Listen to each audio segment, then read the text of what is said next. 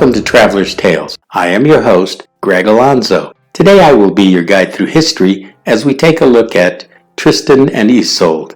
Moving right along, mythology tells us one thing, while history tells us another. Who were Tristan and Isolde? Why has their tale of illicit love remained popular down through the ages? Who was the author of such a memorable tale? Today we will answer these questions as we take a look at the story of these ill-fated lovers. Tristan and Isolde is a medieval chivalric romance and has been told in numerous variations since the 12th century. Originally, the tale of the star-crossed lovers was based on a Celtic legend. The tale is a tragedy about the illicit love between a Cornish knight, Tristan, and an Irish princess, Isolde. After defeating the Irish knight Morholt, the young prince Tristan has been given the mission to escort Isolde from Ireland to marry his uncle, King Mark of Cornwall. While on the journey, Tristan and Isolde ingest a love potion, instigating a forbidden love affair between them. The potion's effect lasts a lifetime in the legend's courtly branch. However, in the common branch version, the potion results end after 3 years. The story has had a lasting impact on Western culture. Its different versions exist in many European texts in various languages from the Middle Ages. During the 12th century, the poems of both Thomas Bretagne and a Norman poet, Berold, best reflected the now lost original version. By the 13th century, a subsequent version of the Tristan and Isolde romance is merged with the legend of King Arthur. Eventually, the love affair made its way to great popularity into the modern era as one of Wagner's operatic adaptations. Do keep in mind that there are several theories pertaining to the origins of this timeless tale, and most historians disagree as to which is the most accurate. What is most important is the differences between the chivalric versions compared to what is referred to as the common version.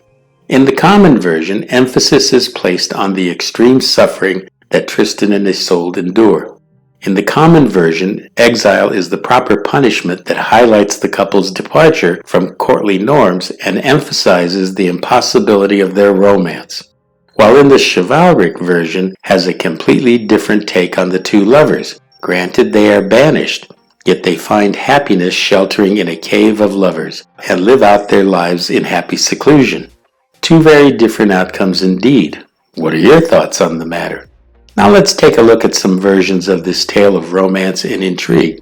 I find this one quite intriguing. The potion maker gives Isolde his magic love potion to share with her future husband, King Mark. However, due to her desire for Tristan, she shares it with him. Although Isolde marries the king, the spell forces both she and Tristan to seek out each other as lovers.